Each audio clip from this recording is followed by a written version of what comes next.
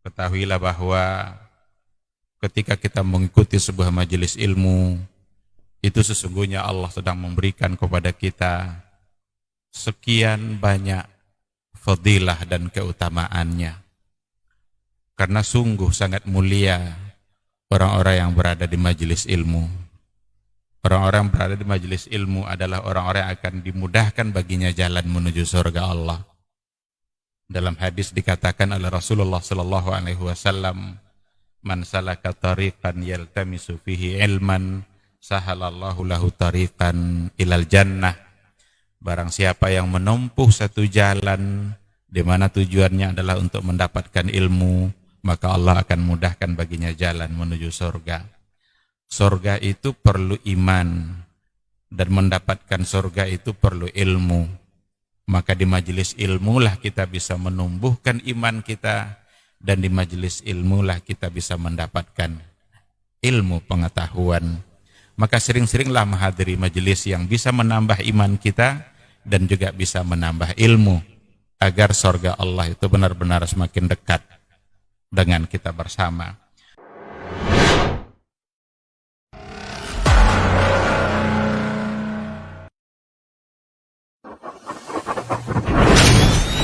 Robbani, merajut ilmu dan peradaban.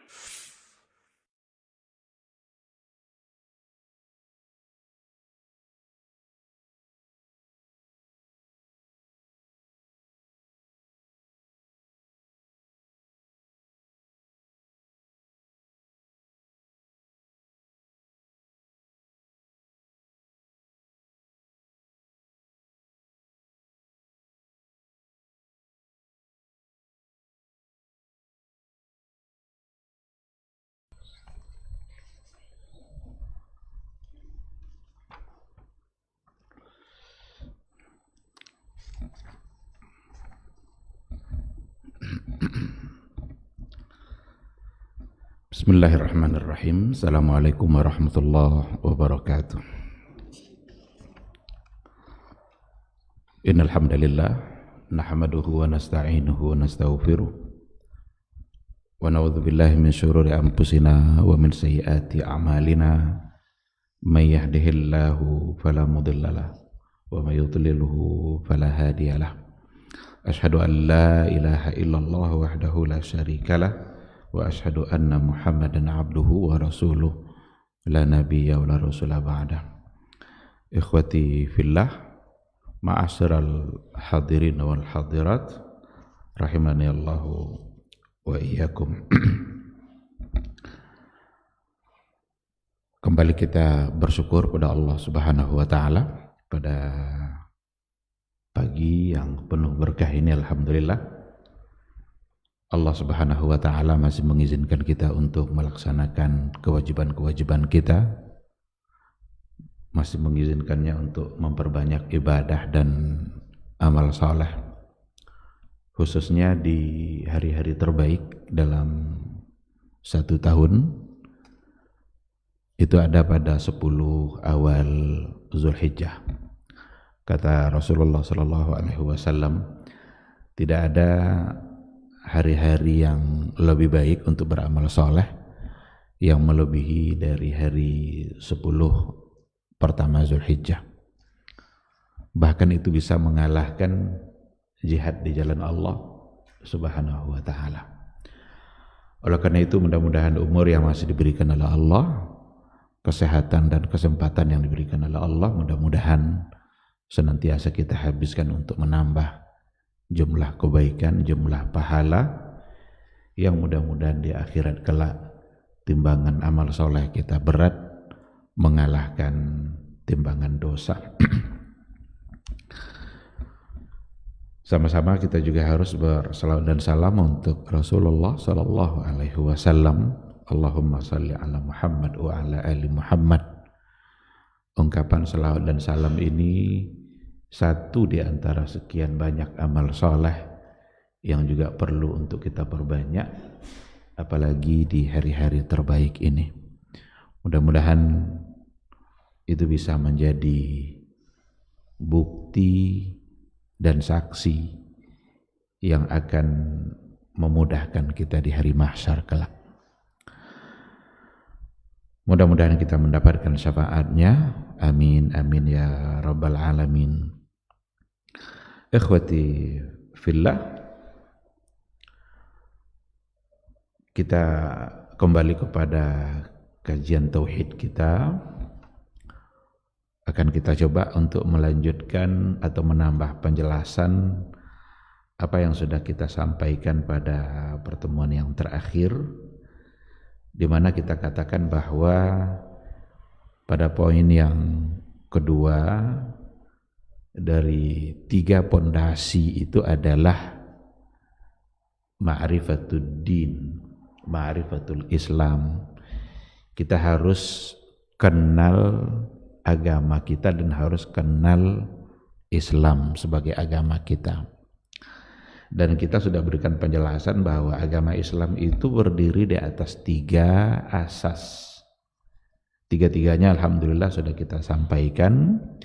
Yang pertama adalah al-istislamu lillahi bit-tauhid, benar-benar berserah diri kepada Allah dengan mentauhidkannya.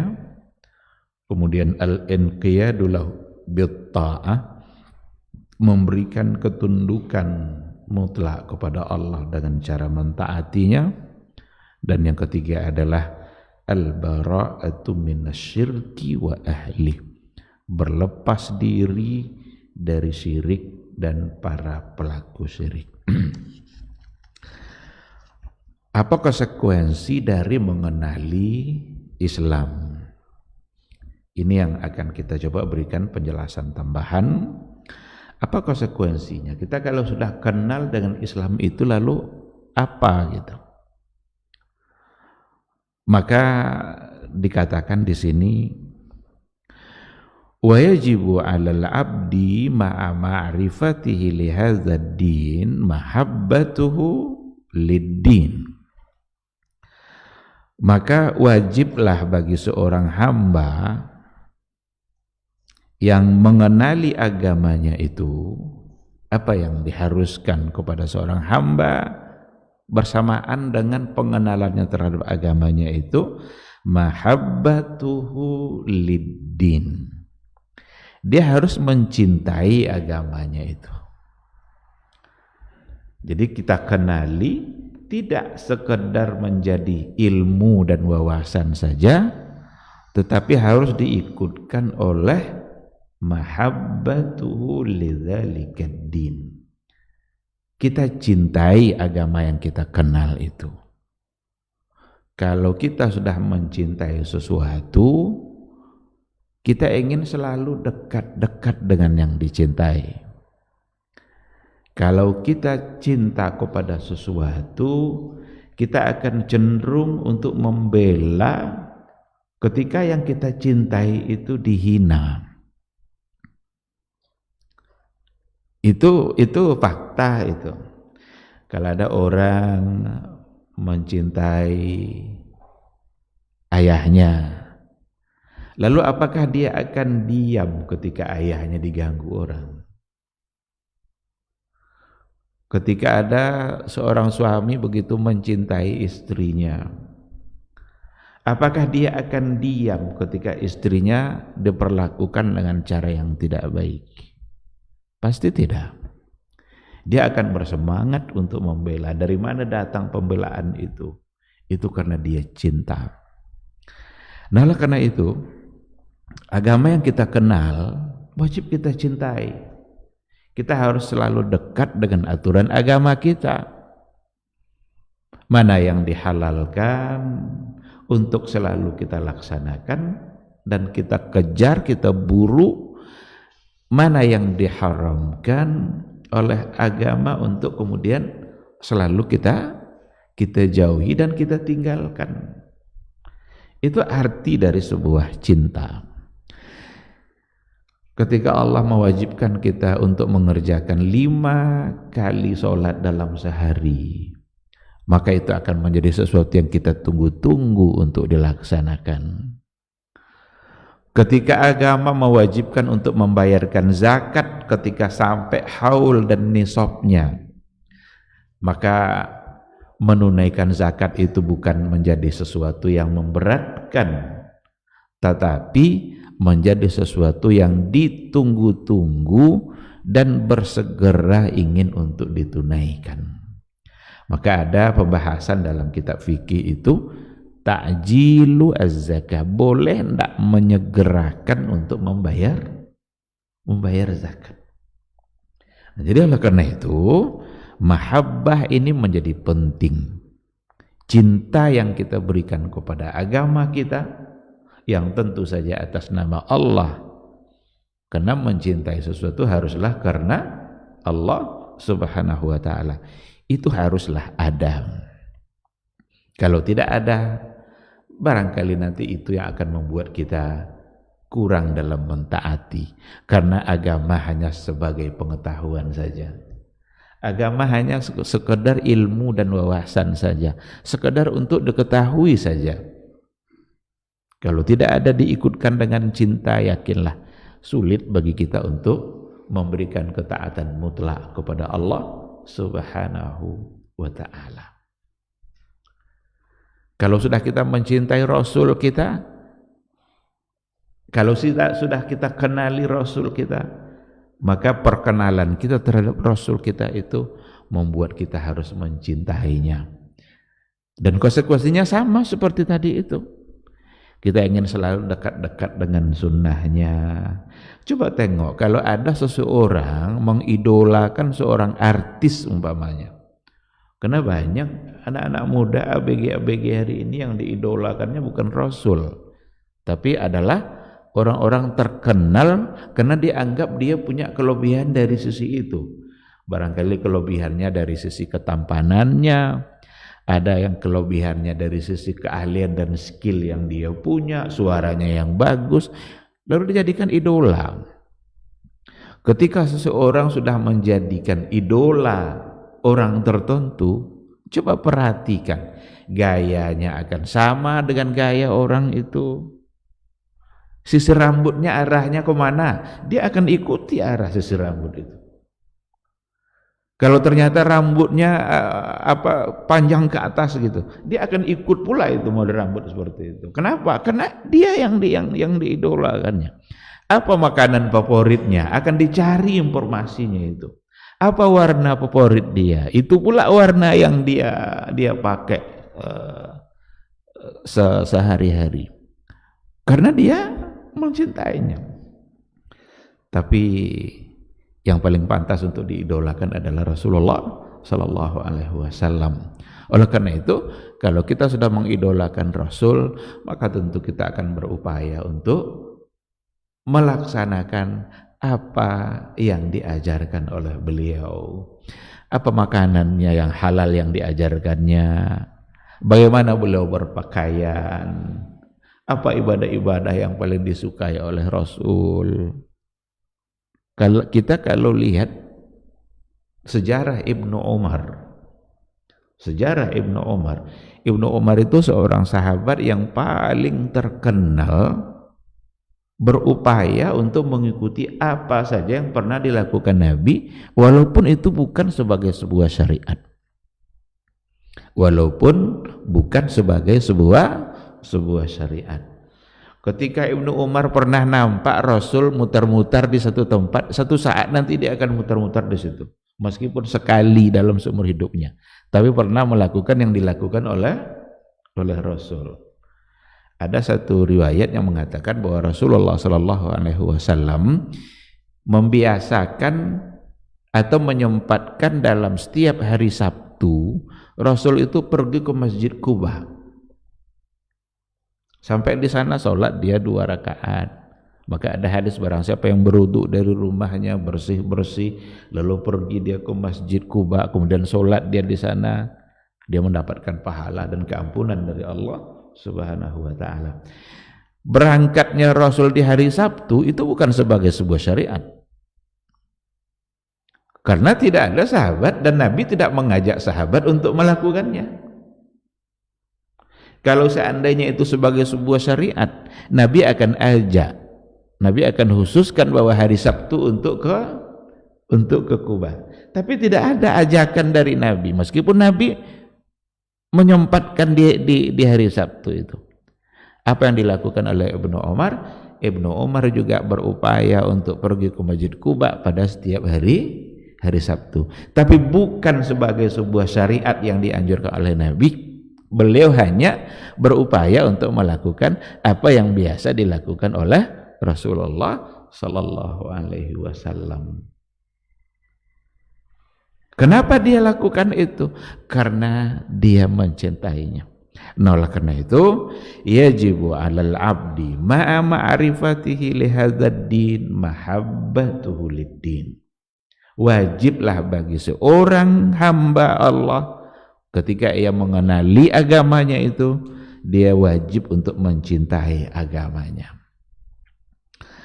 Qala Syekhul Islam rahimahullah, al-qulubu mafturatun 'alal iqrari billahi tasdiqan bihi wa dinan lahu.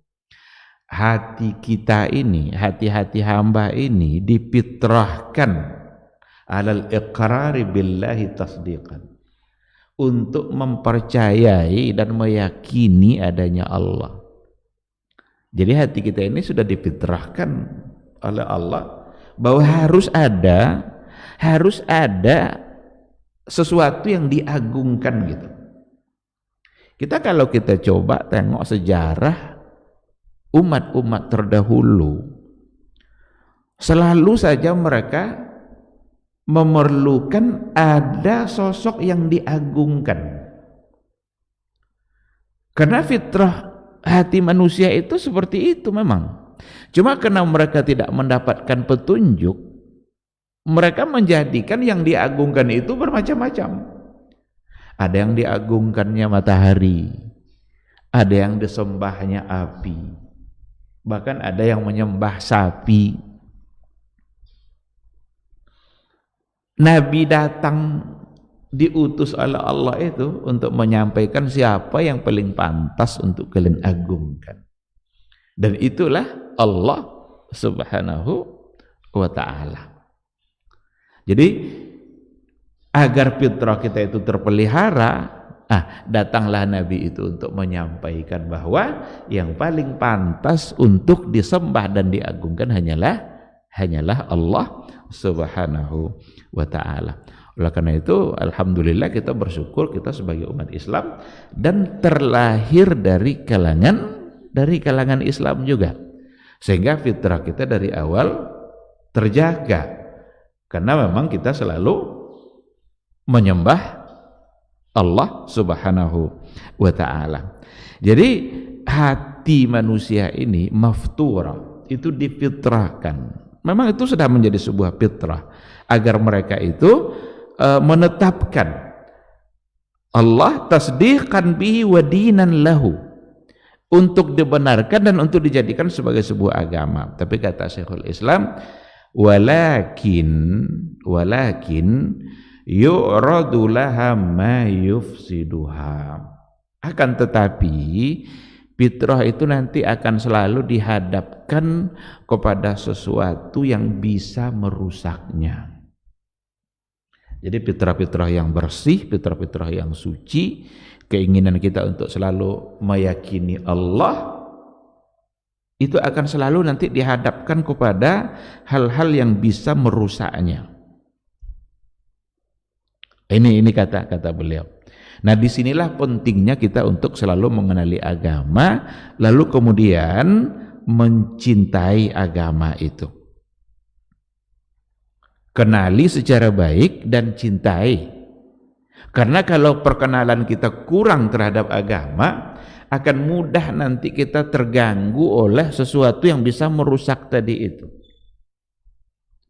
Tapi kalau perkenalan kita semakin mendalam kepada agama kita, dan perkenalan di sini tentu saja berdasarkan kepada Al-Quran dan Sunnah yang sudah sampai turun-temurun kepada kita hari ini dan sampai hari kiamat nanti, dibawa oleh para ulama-ulama yang benar. Dan kita harus mengenalinya melalui sumber itu.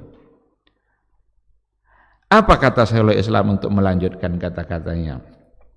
Lakin, akan tetapi, qad yu'radu laha ma yufsiduha imma minas syubuhat allati tasudduha anit tasdiq bil haqq wa imma minas syahawat allati tasudduha an ittiba'i.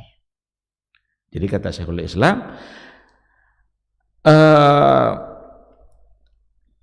cinta kita kepada agama kita itu yang tadi sudah diberikan fitrah oleh Allah agar kita tetap mencintainya, itu akan selalu nanti dihadapkan kepada hal-hal yang bisa merusaknya. Yang merusaknya ada dua. Yang pertama, imma minas syubuhat, dirusak oleh syubuhat allati tasudduha anit tasdiq, di mana syubuhat itu akan menghalangi kita untuk at-tasdiqu bil haqq, untuk membenarkan atau untuk menerima kebenaran. Jadi ada syubhat-syubhat yang dengan syubhat itu kita menolak kebenaran. Dan yang kedua, imma minas syahawat allati tasudduha an ittiba'i, atau kalau bukan syubhat, yang kedua syahwat. Ada syahwat allati tasudduha an ittiba'i, yang menghalangi kita untuk murni mengikuti Rasulullah sallallahu alaihi wasallam. Jadi dua hal ini nih yang harus kita selalu waspadai. Ada syubhat, ada syahwat. Ini dua hal yang akan senantiasa merusak cara beragama kita. Kita sudah benar-benar ingin untuk mencintai Rasul kita, tapi kadang kita salah dalam mencintainya. Kenapa? Ada syubhat, ada syahwat. Karena kalau yang namanya muslim, tidak mungkinlah dia membenci Rasul. Pasti dia akan mencintai Rasulnya. Hanya orang-orang munafik yang tidak mencintai. Hanya pura-pura dalam cinta. Jadi kalau ada orang pura-pura dalam mencintai Rasulnya, tapi padahal dia membencinya. Atau pura-pura mencintai syariatnya, padahal membencinya. Itu hanya datang dari orang munafik. Kalau yang orang kafir ya jelas. Tapi kalau selagi dia muslim dan muslimnya sejati, pasti dia akan mencintai Rasul. Tetapi dikarenakan oleh adanya syubhat dan syahwat, kadang salah dalam mencintai. Maka ada orang yang hulu dalam mencintai Rasul. Ada orang yang berlebih-lebihan dalam mencintai Rasul. Tidak lagi menempatkan Rasul sebatas dia sebagai seorang utusan Allah, tetapi bisa-bisa menempatkan Rasul lebih dari itu. Nah, ini diberikan penjelasan yang cukup panjang pada beberapa buku oleh para ulama, apa itu syahwat, apa itu syubhat. Ibnul Qayyim al-Jauziyah juga membahas tentang syahwat dan syubhat itu dalam buku-bukunya, termasuk diantaranya dalam buku Al-Fawaid. Ada buku Al-Fawaid yang ditulis oleh Ibnul Qayyim, dia bicara tentang itu, dua hal yang akan selalu merusak agama kita, syubhat dan syahwat. Apa itu syubhat? Syubhat itu ya mungkin datang dari pernyataan-pernyataan, yang penting sesuatu yang dengan syubhat itu kita menjadi ragu atau bahkan kita menolak kebenaran. Jadi ada satu kebenaran ini bisa kita ragukan karena adanya syubhat tadi itu. Atau tidak sekedar meragukan, bahkan menolak. Penolakan terhadap sifat-sifat khabariyah, sifat-sifat sam'iyah, khabariyah yang ada dalam Al-Quran terhadap Allah Subhanahu wa ta'ala, itu rata-rata disebabkan oleh adanya syubhat. Jadi ada kan Allah Subhanahu wa ta'ala menyampaikan dan mengabarkan kepada kita berbagai sifat yang dia miliki. Allah sebutkan sifat-sifatnya itu dalam Al-Quranul Karim. Maka kita kalau ingin mengenali Allah, kenalilah Allah melalui Al-Quran.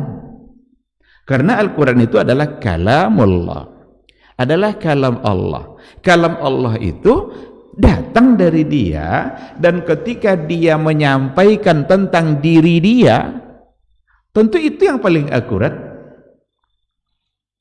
Kalau ada si A, kita ingin mengenali si A itu, mana yang lebih pas? Kita kenali si A itu dari ungkapan dia sendiri, dia yang menyampaikan, atau dari ungkapan orang lain yang memperkenalkannya kepada kita? Tentu yang akan lebih sempurna ketika dia yang memperkenalkan dirinya. Dan Allah Subhanahu wa ta'ala telah memperkenalkan dirinya siapa dia di dalam Al-Quranul Karim. Maka dikatakanlah di situ bahwa Allah itu memiliki sifat-sifat. Ada banyak sifat yang dimiliki oleh Allah Subhanahu wa ta'ala, dan sifat Allah itu tidak berbatas jumlahnya. Banyak sekali sifat Allah itu. Bahkan ada di antara sifat yang kita tidak tahu, hanya Allah yang tahu. Tapi kadang-kadang apa yang disampaikan oleh Allah dalam Al-Quran itu bisa tertolak karena adanya syubhat-syubhat. Ini yang berbahaya dalam persoalan akidah, menolak apa yang disampaikan oleh Allah karena syubhat-syubhat yang kadang syubhat itu dirumuskan oleh akal manusia. Syubhat-syubhat ada hal-hal yang dirumuskan oleh akal manusia, lalu apa yang disimpulkan oleh akal itu diterapkan kepada Allah, jadilah dia syubhat yang berbuah penolakan terhadap sifat-sifat yang disampaikan oleh Allah dan oleh Rasulnya terhadap Allah itu sendiri. Apa contohnya? Ini contoh ini akan sering berulang-ulang dan tidak mengapa, karena ini masalah penting. Ketika dikatakan bahwa sesungguhnya Allah itu memiliki sifat-sifat yang secara terang Allah sampaikan dalam Al-Quranul Karim tentang dirinya itu, seperti sifat wajah. Sifat wajah, wa yabqa wajhu rabbika dzul jalali wal ikram kullu syai'in halikun illa wajha. Segala sesuatu akan hancur kecuali wajah. Wa yabqa wajhu rabbika. Ini ayat Al-Quran yang di dalamnya mengisbat sifat wajah. Siapa yang mengisbatkan sifat wajah ini? Allah.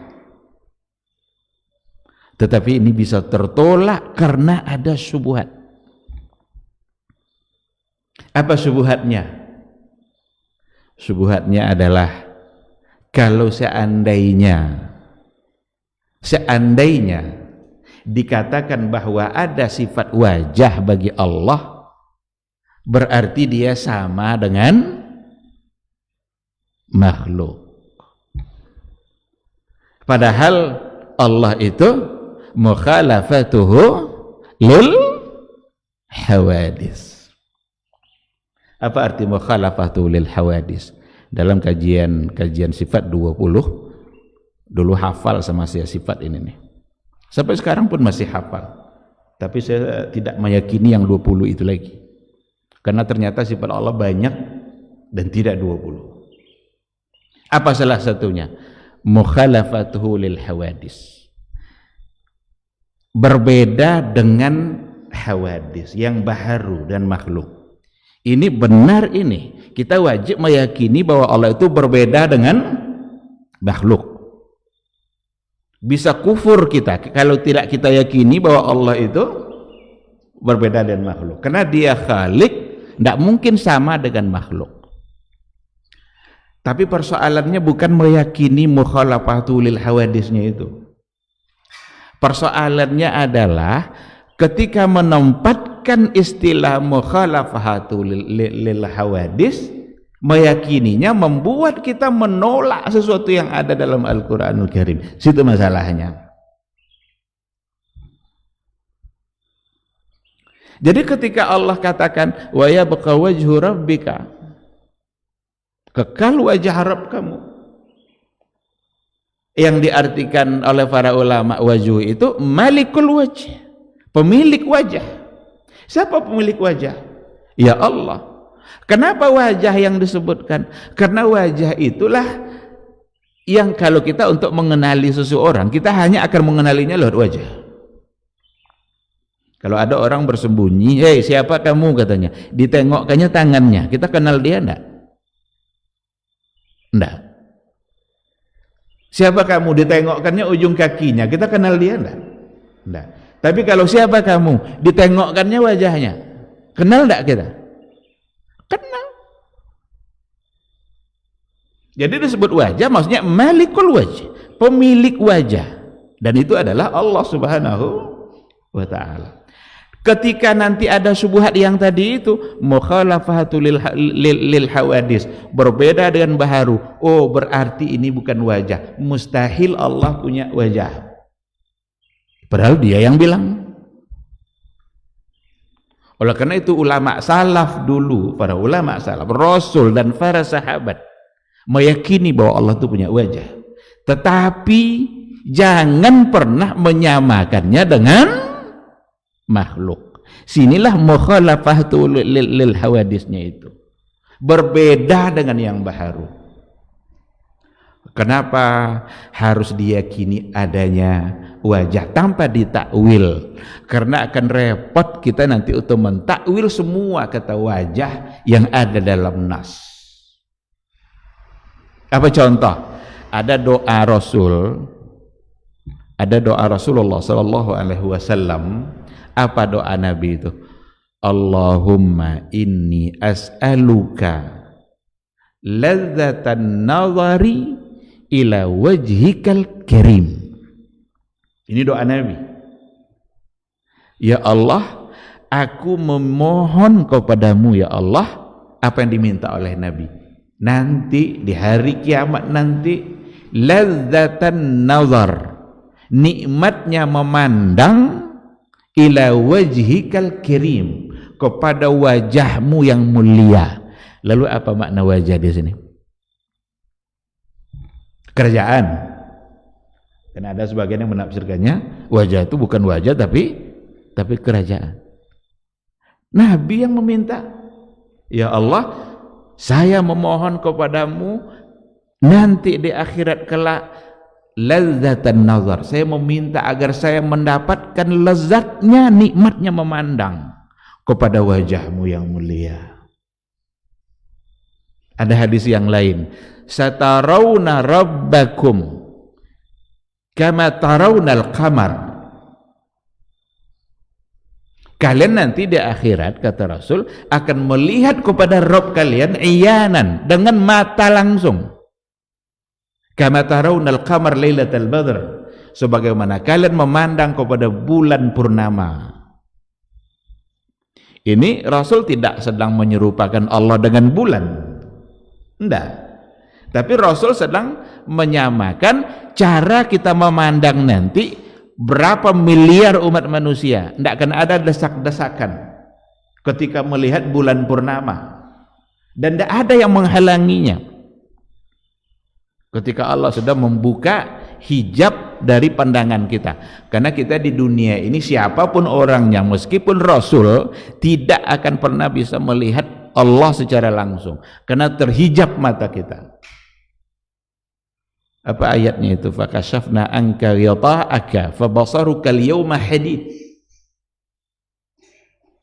Dalam surat Qaf. Jadi kami buka hijab pandangan kalian itu di hari itu. Fabasaruka al-yawma hadid. Maka pandanganmu di hari itu hadid, tajam, sehingga diizinkan untuk memandang kepada Allah Subhanahu wa ta'ala. Ini akidah, ini keyakinan. Yang tidak boleh itu adalah menyamakannya dengan menyamakannya dengan makhluk, bukan menolaknya karena dianggap sama. Kalau ditolak karena dianggap sama, itulah syubhat yang tadi itu. Oh, berarti dia mukhalafah, maka ini harus ditolak. Bukan. Yang ditolak itu bukan mengimani adanya, tapi yang harus ditolak itu adalah keserupaannya. Karena kalau diserupakan nanti masuklah ke dalam kelompok musyabbihah. Ada kelompok musyabbihah yang menyamakan Allah dengan makhluk. Sebagaimana tangan Allah gitu pula tangan makhluk. Sebagaimana wajah makhluk gitu pula wajah. Itu yang salah. Dan itu bisa kufur. Itu salah. Itu baru satu contoh. Satu contoh saja. Padahal berapa banyak itu nanti sifat-sifat Allah yang akan tertolak dikarenakan Allah syubhat. Maka keyakinan yang ada pada aliran-aliran kalam itu kan banyak sekali itu kan. Ada Mu'tazilah, ada Murji'ah, ada Khawarij. Ada keyakinan-keyakinan aliran dalam ilmu kalam di mana penyebab penyimpangan mereka dalam masalah akidah itu adalah karena syubhat yang tadi itu. Maka mereka berbeda-beda dalam memandang Allah. Mu'attilah itu datang dari Mu'tazilah. Apa Mu'attilah itu? Ta'til. Dihapusnya semua sifat Allah itu karena dikhawatirkan menyerupai makhluk. Ada yang tidak tidak mentaktil, tidak menghapus semuanya, tapi ditakwil agar tidak menyerupai. Maka diartikanlah tangan itu bukan tangan, tapi kekuasaan. Seandainya diartikan kekuasaan lalu tidak menolak sifat tangan, tidak apa-apa. Artinya tetap diterima sifat tangan itu, lalu dimaknai dengan kekuasaan. Karena kuasa itu biasanya ada pada tangan. Ada orang bilang tangan besi. Itu kan menandakan bahwa kekuasaan ada pada tangan. Seandainya ditakwilkan tapi bukan menolak keberadaan sifat itu, tidak apa-apa, silakan. Tapi kalau ditolak, oh tidak mungkin dia punya tangan, maka diartikan kekuasaan. Mengatakan tidak mungkin berarti kita menolak apa yang diberitakan oleh Allah dalam Al-Quranul Karim. Padahal dia yang menceritakan tentang diri dia.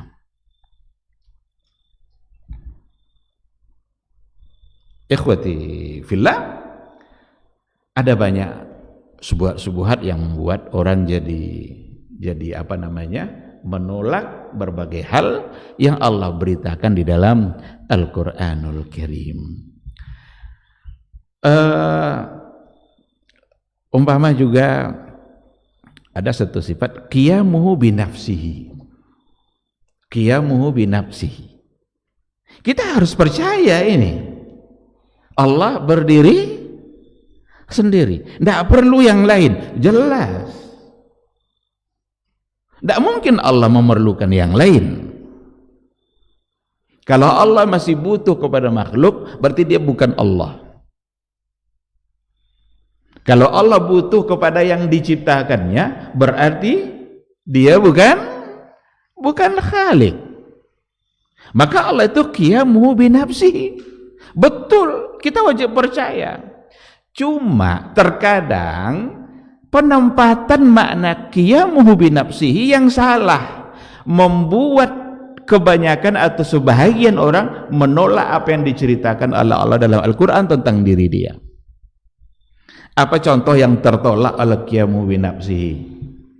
Contoh yang tertolak adalah zahirul makna dari ayat Ar-Rahmanu 'alal 'arsy istawa. Allah berada di atas arsy. Apa kata sebagian? Ini tidak mungkin istawa ini. Kenapa tidak mungkin istawa? Karena Allah itu qiyamuhu binafsihi. Kalau dikatakan Allah berada di atas arsy, berarti Allah butuh arsy. Mengatakan Allah butuh arsy itu salah. Tapi meyakini Allah berada di atas arsy itu wajib. Kenapa wajib? Karena Allah yang menceritakan. Karena ada orang, jadi menurut Ustadz Allah itu di atas arsy. Bukan menurut Ustadz, menurut Allah. Karena dia yang menyampaikan. Apakah dia butuh arsy? Tidak mungkin Allah butuh arsy. Kita hanya diminta untuk percaya lalu selesai. Dan tidak perlu kita mencari-cari seperti apa Allah di atas arsy. Kenapa tidak perlu? Nabi tidak menyampaikan. Duduk bersilakah dia atau baring-baringkah dia? Enggak usah dipikirkan, itu bukan urusan kita. Pusing kita nanti, gila kita nanti. Jadi kalau sudah gila gara-gara itu dianggap pula wali kan? Enggak usah dipikirkan hal-hal yang tidak perlu kita pikirkan. Kita hanya diminta percaya. Ini adalah iman. Karena Allah yang menyampaikan. Berapa ayat itu? 7 ayat kalau enggak salah dalam Al-Quran. Yang bicara yang kata-katanya sama seperti itu. Ar-Rahmanu 'alal 'arsy istawa. Allah berada di atas arsy. Bukan karena dia membutuhkan arsy. Sama seperti ketika Allah menciptakan makhluk Raqib dan Atid. Itu malaikat Allah. Makhluk enggak itu? Makhluk. Apa fungsinya? Fungsinya adalah untuk mencatat. Ada yang diperintahkan untuk mencatat kebaikan, ada yang diperintahkan untuk mencatat keburukan. Jadi tidak ada yang luput dalam kehidupan kita ini, yang baik maupun yang buruk. Tidak ada yang luput.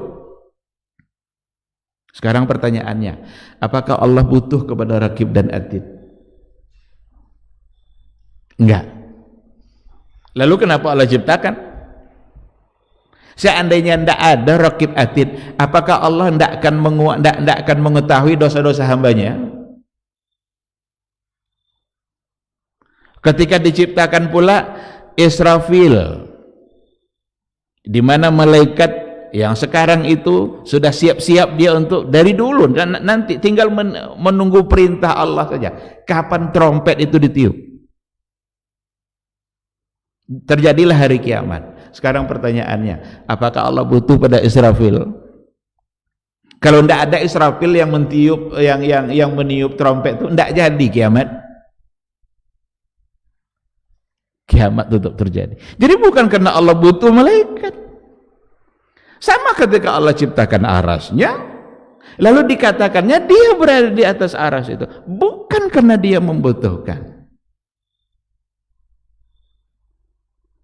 Nah, jadi ikhwati fillah, ada banyak subuhat nanti yang akan berhadapan dengan kita ketika kita mencoba untuk mencintai agama kita.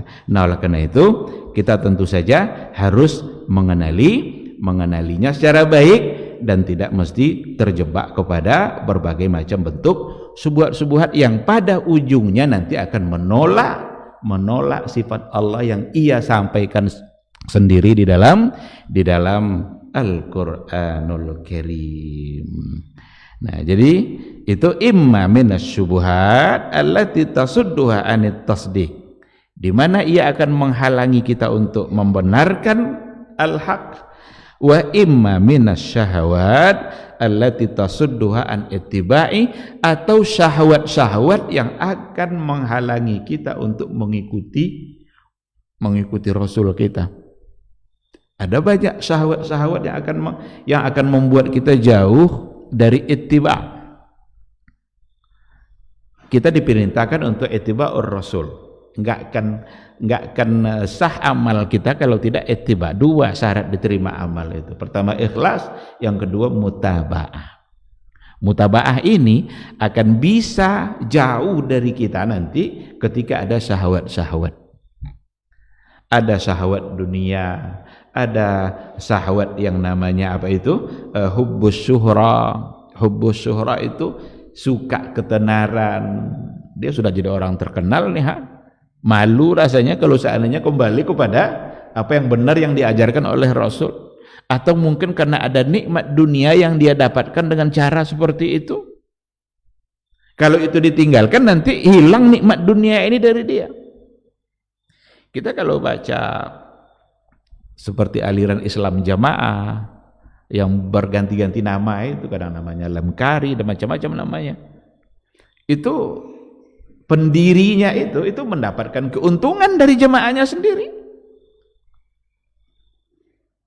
Ada banyak hal yang dia dapatkan dari itu, sehingga apa yang dia nyatakan itu tidak mesti lagi melihat kepada apa yang dikatakan oleh Rasulullah SAW, akan tetapi dia mencoba untuk menyampaikan sesuatu dan mempertahankan agar tetap eksis. Jadi syahwat dan syahwat ini memang dua hal yang sangat berbahaya dalam beragama. Beribadah mengikuti keinginan hawa nafsu, beribadah mengikuti keinginan masing-masing. Oleh karena itulah lain kelompoknya, lain pula ibadahnya, lain kelompoknya, lain pula cara zikirnya. Kenapa bisa berbeda-beda? Ya karena yang diikutinya tidak lagi satu. Ada memang nanti hal-hal yang masuk ke dalam kategori ikhtilaf, khilafiyah. Tidak dipungkiri itu dalam persoalan ibadah-ibadah. Ketika disampaikan sebuah hadis oleh Nabi, barangkali ada yang salah dalam memahami atau berbeda dalam memahami, atau barangkali ada yang sampai kepadanya hadis, ada yang tidak sampai, lalu kemudian terjadilah perbedaan. Tetapi ada hal-hal yang sesungguhnya itu bukan perbedaan dan tidak mesti dianggap sebagai masalah khilafiyah. Oke, kalau masalahnya khilafiyah, masing-masing punya dalil, silahkan. Kalau masing-masing punya dalil, ada hal-hal nanti yang tidak mungkin untuk kita ambil satu kata karena khilafiyah dan masing-masing punya dalil yang kuat. Tarwih itu 8 atau 20, gak usah bertikai dalam persoalan itu. Bismillahnya jahar atau tidak jahar, memang ada dua-duanya dalil, walaupun Nabi lebih sering untuk tidak menjaharkan, cuma pernah mensirkan, pernah menjaharkan, afwan. Kalau pernah menjaharkan berarti Nabi pernah melakukan. Dan jangan dijadikan nanti yang pernah itu untuk menjadi terus-terusan. Jadi ada masalah khilafiyah yang memang berdasarkan kepada dalil. Kalau berdasarkan dalil, tempatkanlah dia pada masalah khilafiyah itu, saling menghargai.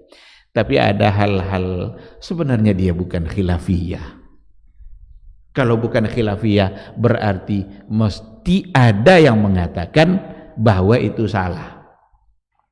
Bukan pula ingin berbantah-bantah dengan yang melaksanakannya. Enggak, kalau ada orang sudah diingatkan enggak mau menerima, ya udah amalkanlah yang salah itu terus kalau mau. Tapi jangan larang orang lain untuk menyampaikan bahwa itu salah. Ini penting. Apa contoh yang saya maksud? Zikir umpamanya, itu khilafiyah enggak tuh? Ada orang zikirnya hu itu khilafiyah enggak tuh? Jadi yang enggak khilafiyah jangan dikhilafiyahkan. Zikir itu apa intinya?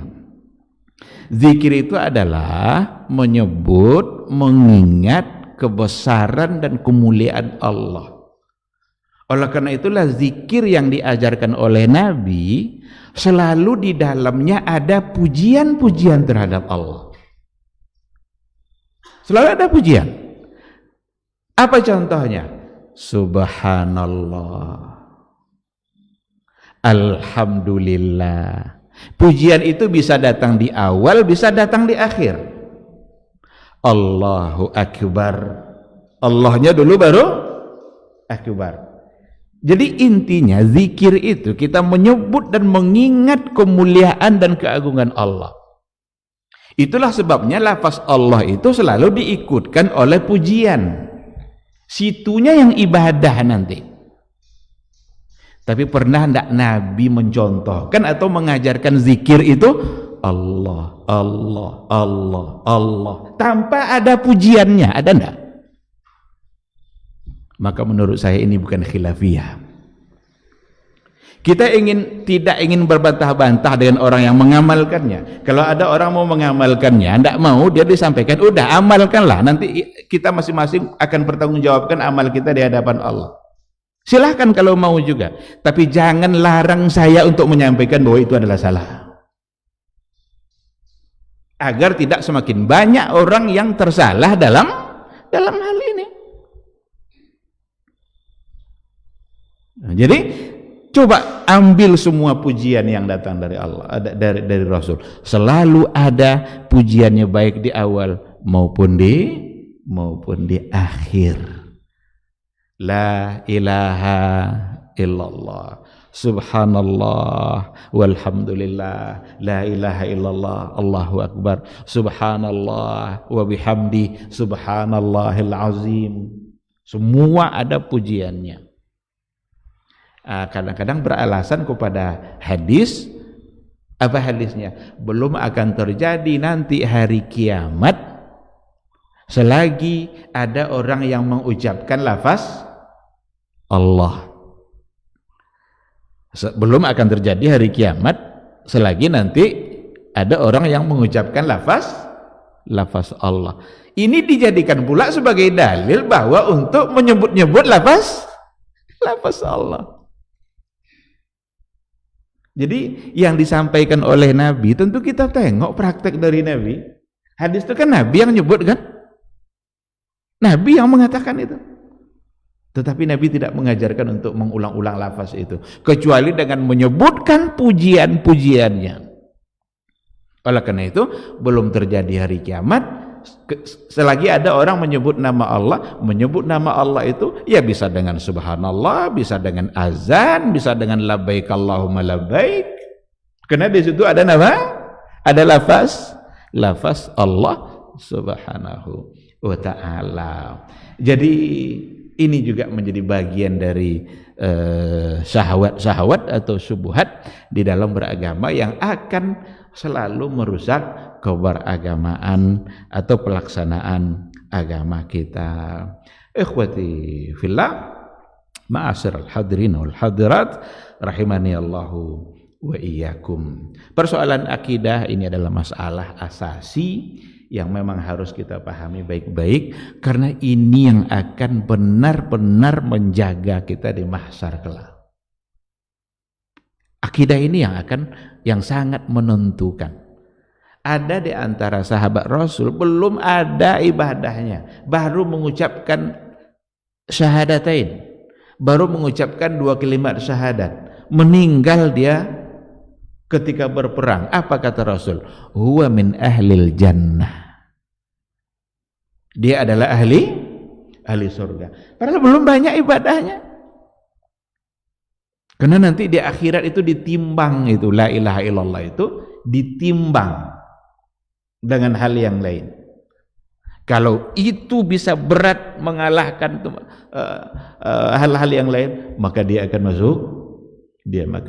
masuk surga. Maka tidak boleh kita rusak sama sekali. Ada kisah yang menyembelih lalat itu, hanya dengan menyembelih lalat itu bisa merusak la ilaha illallah. Ketika 2 orang masuk ke satu perkampungan, ini dalam satu hadis dikatakan masuk dalam satu perkampungan, di mana memasuki perkampungan itu harus menunjukkan sesembahannya kepada yang disembah di kampung itu. Dan mereka adalah muslim. Pas mereka masuk dicegah. Mana yang kamu persembahkan untuk Tuhan kami? Tidak ada katanya. Persembahkanlah apa saja. Walaupun seekor lalat. Yang satu tidak mau, dia mati, dipenggal.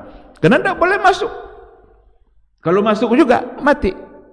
Sedangkan yang kedua, dipersembahkannya seekor lalat menyembelih lalat begini tetapi dengan niat untuk persembahan kepada Tuhan selain Allah tadi, kepada patung-patung mereka. Kata Rasul apa? Dia masuk neraka karena seekor lalat. Begitulah, kecil memang, tapi ketika bisa merusak la ilaha illallah, maka akan bermasalah nanti di akhirat kelak. Kita jangan sampai bermasalah di akhirat kelak.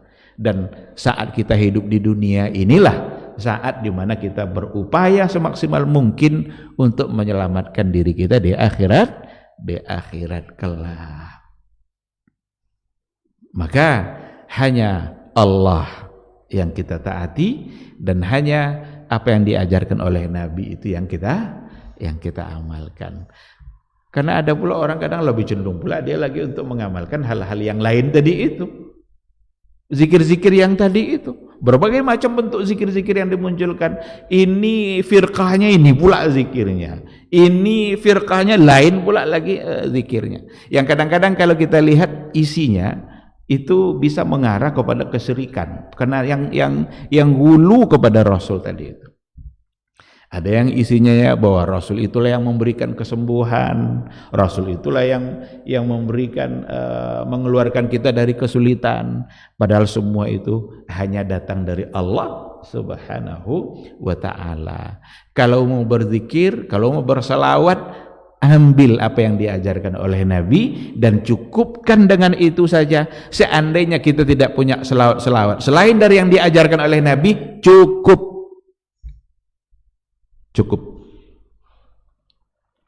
Dan itu tidak banyak, tidak mempersulit diri kita. Tapi ada kadang orang memilih zikir-zikir yang lain, Nabi tak pernah mengajarkan. Di dalamnya kadang ada pula makna-makna yang menuju kepada kesyirikan, tapi itu pula yang sering diamalkan dan meninggalkan apa yang disampaikan oleh, yang diajarkan oleh Rasulullah sallallahu alaihi wasallam. Jadi ikhwati fillah, mari sama-sama kita pahami agama kita baik-baik, mari kita cintai, dan mari kita selalu memohon kepada Allah Subhanahu wa taala agar tidak terjebak kepada syubhat-syubhat, syahwat-syahwat, yang dengan syubhat dan syahwat itu kita bisa menolak kebenaran yang ada dalam Al-Quran, atau bisa memalingkan kita dari mengikuti Rasulullah sallallahu alaihi wasallam. Ini mungkin yang kita bahas pada pagi hari ini sebagai pelengkap dari apa yang kita sampaikan pada pertemuan yang sebelumnya.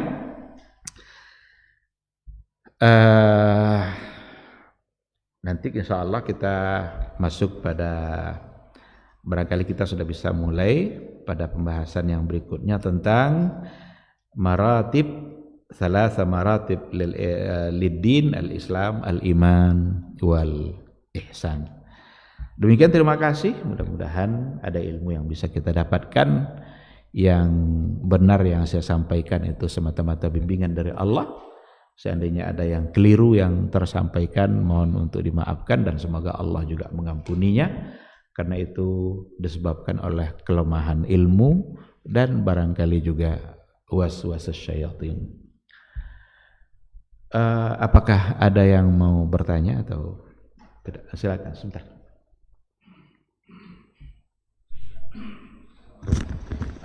Assalamualaikum. Nampaknya saya akan menanyakan suatu persoalan sepertinya di luar tema kita ini, Ustaz. Kemarin kan marak tuh keberangkatan jemaah haji. Terus di situ ada orang azan, Ustaz. Azan. Ada lagi orang yang mau dimakamkan, juga ada azan di situ yang dibuatkan oleh masyarakat itu kan. Yang saya tanyakan begini, Pak Ustaz. Azan di ketika itu apakah wajib juga kita jawab atau diharuskan juga kita menjawab azannya? Seperti hadis Nabi yang mengatakan apabila kita azan dengar, habis itu ucapkan, jawab dengan apa yang seperti yang diucapkan oleh muazin, setelah itu berdoa, berselawat dan berdoa. Hal ini yang saya perlu tanyakan, Ustaz. Terima kasih, Ustaz. Ini terkait dengan persoalan persoalan azan ya, yang harus dijawab. Yang kadang-kadang memang azan itu juga dilakukan untuk hal-hal yang sebenarnya tidak ada panduan yang jelas dari Rasul. Azan itu sebagai sebuah ibadah kan, dan ibadah tentu kita melihat panduan daripada Rasul kita. Tapi ada yang ketika berangkat haji itu mereka memahami dari ayat wa azzin fin nasi bil hajj ya'tuka rijalan wa ala kulli dhamirin ya'tina min kulli fajjin amik dalam surah Al-Hajj. Wa azzin fin nas, dan azin itu bukan azan, tetapi itu adalah perintah Allah kepada Nabi Ibrahim setelah Nabi Ibrahim selesai membangun Ka'bah bersama Nabi Ismail. Allah memerintahkan Nabi Ibrahim itu agar panggil itu, naik ke bukit sana, panggil manusia untuk berhaji. Kata Nabi Ibrahim, bagaimana suara saya bisa terdengar? Apa kata Allah? Urusan kamu memanggil saja, urusan mendengarkan itu saya. Ketika Nabi Ibrahim memanggil itu, didengarlah oleh semua orang. Tapi perlu ditahqiq mungkin riwayat itu, tapi ada yang mengatakan seperti itu. Bahkan sampai anak-anak kecil pun yang belum paham itu bisa mendengar. Jadi azan di situ bukan azan dalam artian ucapan-ucapan yang menjelang masuk waktu pas masuk waktu sholat. Ada juga azan saat dikuburkan. Apa logika mereka? Apa dalilnya? Dalilnya kias. Apa kiasnya? Kalau dulu lahir dia diazankan, maka saat mati juga ini macam-macam kias. Ada yang mereka pegang itu, tapi benar atau tidak itu bisa dijadikan sebagai dalil. Kalau menjadikan sebagai sebuah ibadah, berapa banyak orang yang mati pada masa Rasul sebelum dikuburkan, ada enggak azan? Kenapa tidak ke sana kita mengambil contoh? Abu Bakar wafat, dikuburkan oleh Umar bin Al-Khattab. Ada enggak azan sebelum dikuburkan? Wafat lagi Umar bin Al-Khattab, dikuburkan pula oleh Utsman bin Affan. Ada enggak azan sana? Jadi menganalogikan mati kepada hidup, kan dia pas lahir dulu diazankan. Sedangkan azan waktu lahir itu saja itu diperselisihkan oleh para ulama. Meskipun ada dalam Musnad Imam Ahmad dan ada sebagian yang mengatakan hanya sampai pada derajat hasan, tidak sampai pada derajat sahih. Kalau sampai pada hasan ya masih bisalah untuk diamalkan. Tapi itu saja sudah diperselisihkan. Jadi mengkiaskan kepada sesuatu yang diperselisihkan. Tapi yang ditanyakan tadi itu apakah harus dijawab juga? Ini sebagai masalah, ada dalam masalah kontemporer ya, persoalan azan.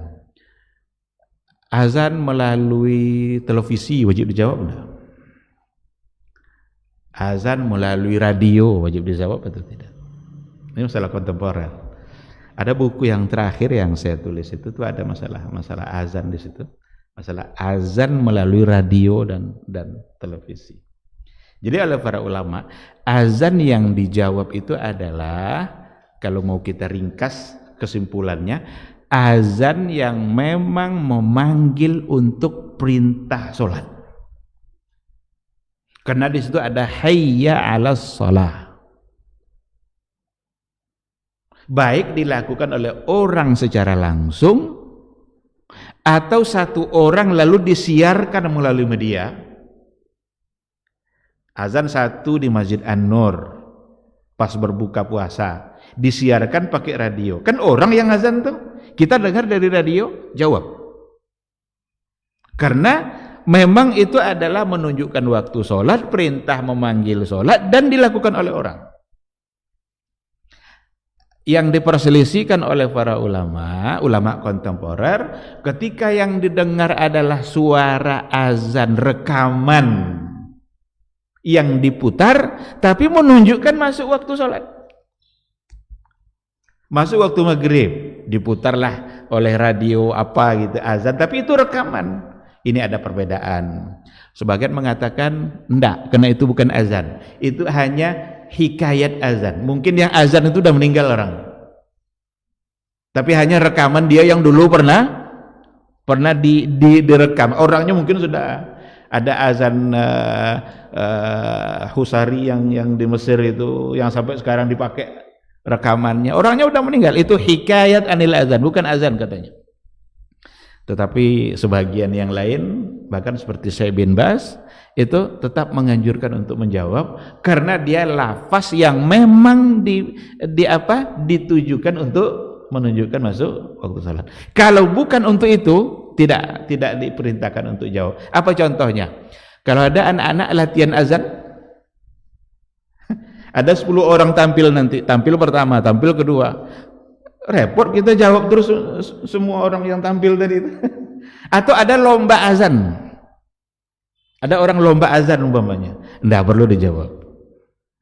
Karena bukan untuk panggilan salat. Walaupun memang dia sedang berazan. Itu yang saya simpulkan dalam buku tadi itu, dalam persoalan azan. Maka sekali lagi yang dijawab adalah yang benar-benar untuk mengajak sholat. Karena ada hayya 'ala shalah. Nanti pas ada hayya 'ala shalah apa? La haula wala quwata illa billah. Kenapa harus hayya 'ala shalah itu la haula wala quwata illa? Kenapa bukan hayya 'ala shalahnya yang kita ucapkan? Pertama, kita berangkat itu nggak akan bisa kalau bukan karena Allah. Ayo sholat, nah minta sama Allah, ya Allah mudahkan saya berangkat. Yang kedua, hayya 'ala sholat itu bukan lafaz zikir, karena tidak ada mengandung pujian untuk Allah. Tapi kalau Allahu Akbar, kenapa itu yang kita ulang juga? Karena itu lafaz zikir, itu pujian kepada Allah. Asyhadu alla ilaha illallah, kenapa itu kita ulang juga? Karena itu adalah lafaz zikir yang memang itu adalah mengandung ibadah. Tapi pas di hayya 'alal falah enggak ada lafaz zikirnya, sehingga diganti oleh Rasul. Begitulah agama kita itu mengatur secara sempurna agar semua ucapan kita itu bernilai ibadah. Tapi berapa banyak kita menghabiskan waktu kita untuk ngobrol tanpa ada makna. Ini pelajaran sebenarnya dari azan itu. Wallahu subhanahu wa ta'ala alam. Sekira seperti itu. Iya, silakan.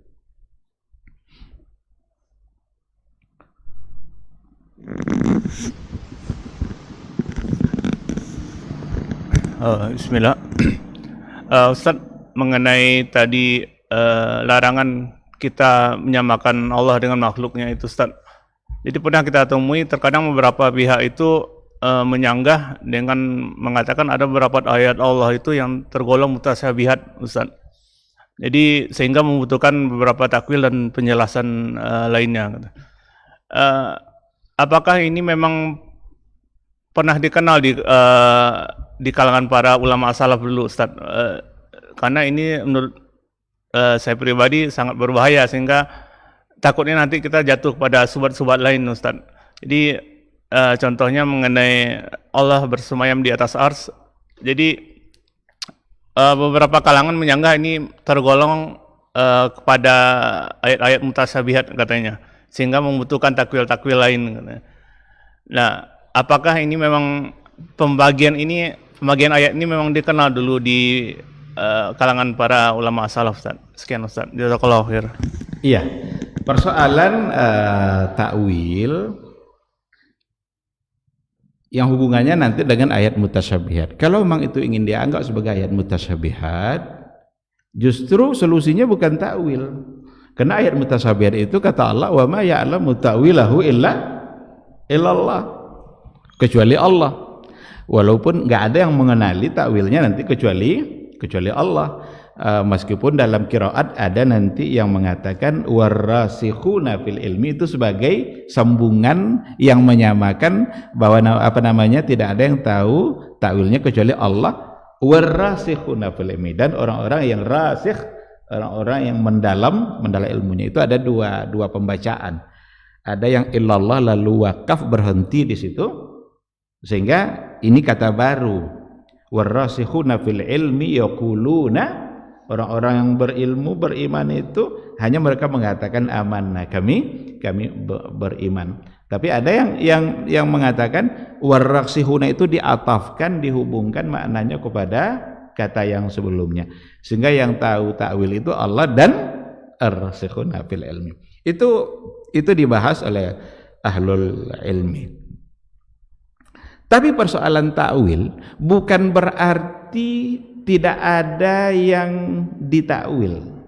Tapi takwil yang ada itu dengan makna tafsir atau takwil yang memang didasarkan kepada dalil. Saya berikan contoh. Ada ayat ainama tuwallu fasamma wajhullah. Ainama tuwallu fasamma wajhullah. Kemanapun kalian arahkan, kemanapun kalian menghadap, fasamma wajhullah, maka di sana ada wajah Allah. Tadi kan wajah tidak boleh ditakwil. Ini wajah bagaimana? Dimanapun kalian menghadap, ke timur, ke barat, ke selatan, ke utara, ke bawah, ke atas, fasamma wajhullah. Apa makna wajhullah di situ? Itu bukan takwil dalam artian menolak wajah, tetapi takwil dalam artian tafsir. Maka apa makna wajhullah di situ? Tengok asbab turun ayat itu. Apa asbabnya? Asbab turunnya adalah ketika ada beberapa orang sahabat dalam perjalanan, mereka sholat, lalu mereka tidak tahu arah kiblat. Beristihadlah mereka untuk menentukan arah kiblat, lalu sholat dengan keyakinan itu adalah kiblat. Ternyata ketika perjalanan dilanjutkan, kiblat mereka salah. Salah mereka dalam kiblat sholatnya tadi itu. Sampai di Madinah nanya kepada Rasulullah, kami kemarin begini, tidak tahu kami arah kiblat mana. Turun ayat ini. Ainama tuwallu fathamma wajhullah. Maka para ulama tafsir menafsirkan wajhu di situ bukan wajah Allah dalam artian yang dalam ayat wa yabqa wajhu rabbika tadi, tapi adalah bimakna wijhah. Jadi wajhun bimakna wijhah. Wijhah itu kiblat. Kenapa wajhun makna wijhah? Karena ada wajhul lughawinya. Ada korelasi makna secara bahasa, memang nyambung. Wajhun wijhah. Likullin wijhatun huwa muwalliha. Wijhah di situ kiblat. Jadi menafsirkan wajhullah di sini dengan kiblatullah bukan menolak Allah punya wajah. Tapi karena memang harus ditakwilkan seperti itu sebab asbab nuzulnya.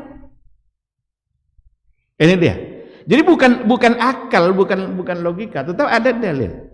Tapi ketika mereka mentakwilkan wajhun lalu menjadi kerajaan, apa dalilnya gitu? Selain daripada logika yang menyatakan bahwa mukhalafatuhu lil hawadis, yang salah tempat. Jadi salahnya bukan di mukhalafatunya itu, tapi salah tempat dalam memaknai mukhalafatu lil hawadis. Ya, jadi ada hal-hal yang perlu ditakwil karena memang perlu untuk diberikan penjelasan. Wa iza sa'alaka ibadi anni fa inni qarib. Apabila iza sa'alaka ibadi ya Muhammad, apabila hambaku bertanya kepadamu tentang saya, wa inni qarib, saya dekat. Karena ini juga alasan ini untuk mengatakan bahwa dia tidak istawa alal ars, karena Allah juga yang bilang qarib. Tapi di sini perlu diberikan penafsirannya. Apa maknanya? Kenapa perlu? Karena mustahil bertentangan antara ayat dengan ayat. Mustahil. Satu sisi Allah bilang istawa alal arsy, satu sisi bilang qarib. Bagi sebagian tentu bertentangan, dan mustahil ayat Allah sesama ayat Allah juga bertentangan. Tidak mungkin. Sedangkan ayat dengan hadis yang sahih saja tidak mungkin bertentangan.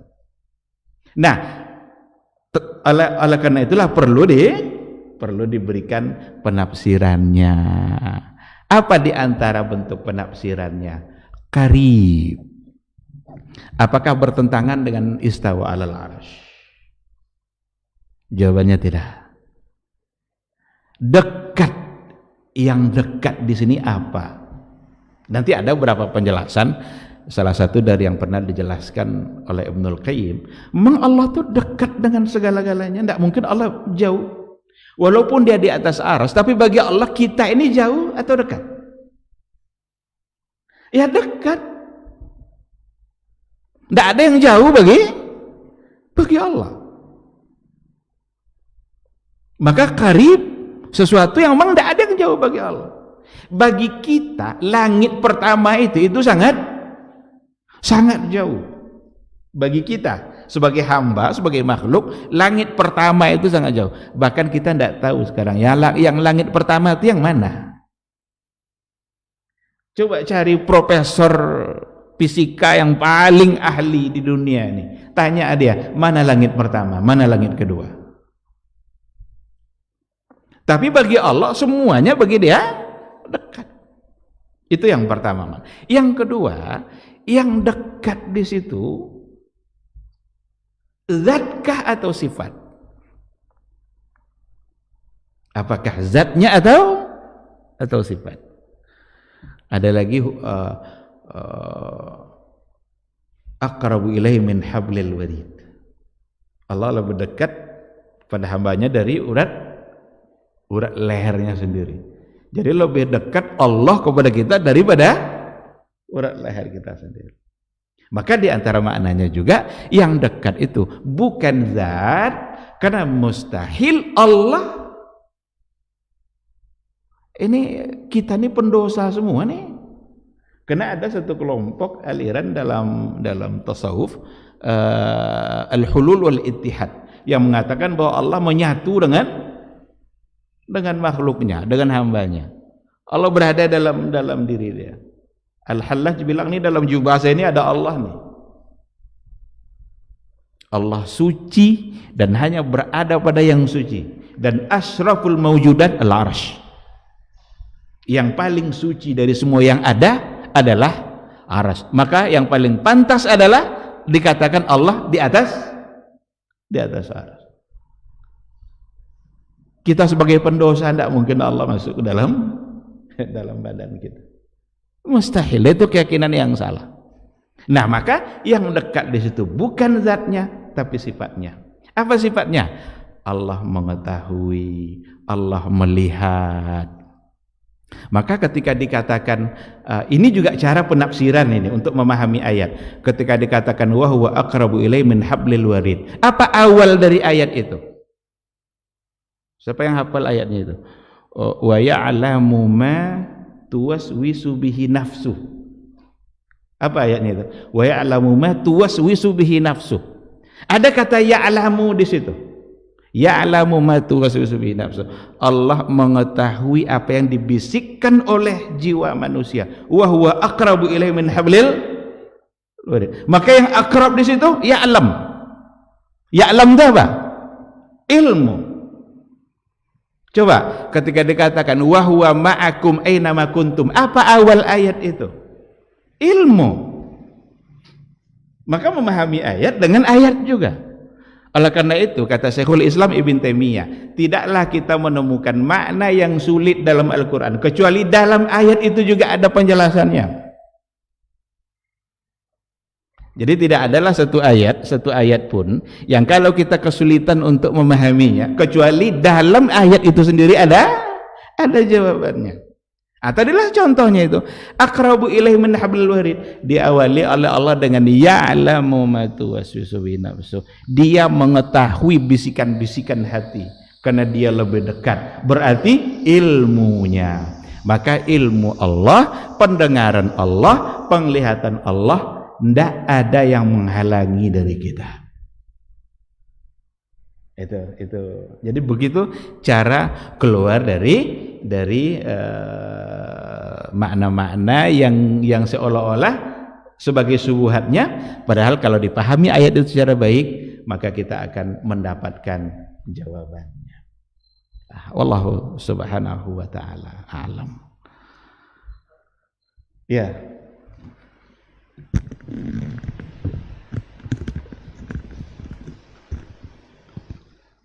Terkait bacaan aminnya makmum, Ustaz. Kapan sebenarnya bacaan imam makmum harus membaca amin ketika sholat berjamaah itu, sehingga ketika bacaan aminnya makmum bersamaan dengan aminnya malaikat, maka akan diampunkan dosa jamaah itu gitu. Itu Ustaz. Iya. Membaca amin itu setelah imam selesai membaca waladhdallin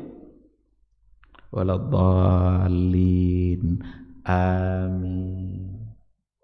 Jadi selesaikan dulu kata linnya itu waladhdallin, setelah itu baru amin. Dan belum amin gitu. Itu tentu salah. Itu jelas sebagai satu kesalahan. Jadi membacanya setelah imam sempurna membaca kata terakhir dari Al-Fatihah itu waladhdallin. Barulah semua mengucapkan amin. Ini mengucapkan amin itu saja itu ada perselisihan di kalangan para ulama. Ada yang membaca keras, ada yang diam saja dalam hati masing-masing amin. Dalam mazhab Abu Hanifah, seperti yang dipraktekkan dalam mazhab Abu Hanifah, itu aminnya tidak dikeraskan.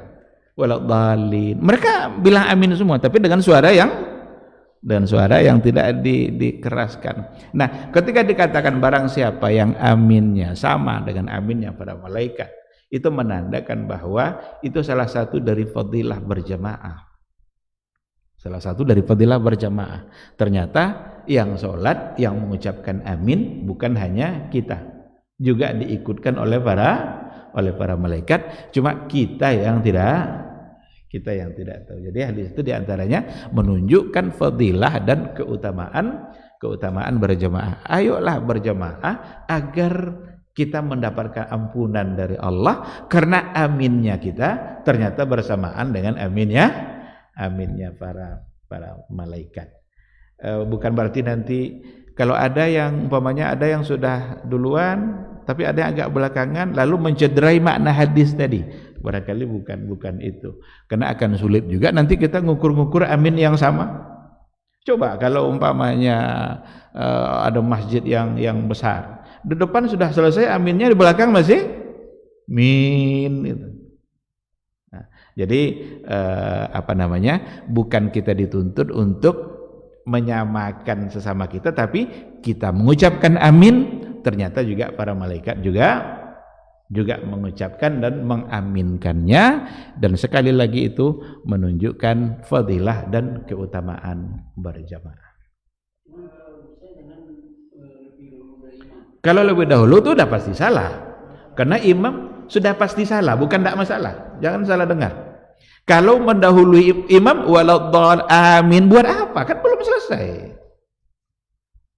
Jangan lakukan. Selesaikan dulu waladhdallinnya imam, setelah itu baru kita ucapkan amin. Bacaan aminnya makmum bersamaan dengan bacaan aminnya imam, atau setelah selesai imam baca amin baru makmum baca amin, seperti apa? Enggak, bersamaan. Karena kadang imam tidak memperdengarkan aminnya juga. Imam kadang tidak memperdengarkan aminnya juga. Jadi bersamaan insyaallah. Wallahu a'lam. Nanti bisa kita coba lihat lagi referensi yang ada. Mudah-mudahan kita mendapatkan jawaban yang lebih puas. Wallahu a'lam.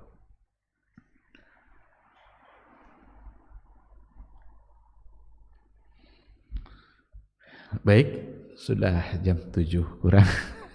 Saya tadi inginnya 6.30 selesai.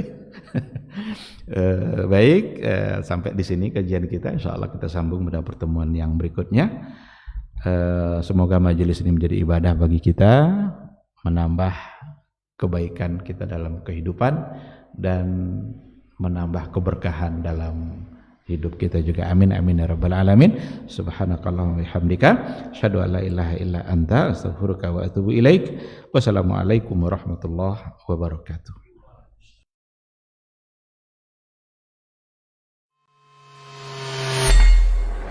Di para sahabat itu, kaum muslimin, yang terbayang bagi mereka itu adalah infak, yang terbayang bagi mereka adalah sebuah kebahagiaan, keselamatan di akhirat yang kekal dan abadi di sisi Allah tabaraka wa taala. Semua kita boleh klaim sekarang. Kamu cinta Nabi? Cinta Ustaz. Cinta Nabi? Cinta Ustaz. Termasuk saya. Cinta Nabi? Cinta. Kapan tahunya? Besok di akhirat. Maka apa kata Nabi sallallahu alaihi wasallam? Amalur rajuli biyadih. Penghasilan yang terbaik adalah pekerjaan yang dilakukan oleh seseorang dengan tangannya sendiri. Wa kullu bai'in mabrur, dan setiap jual beli yang mabrur. Ini aktivitas ini membantu saya di akhirat atau akan menyulitkan saya di akhirat? Kalau seandainya perbuatan itu ternyata akan menyulitkan kita di akhirat kelak, tinggalkan perbuatan itu.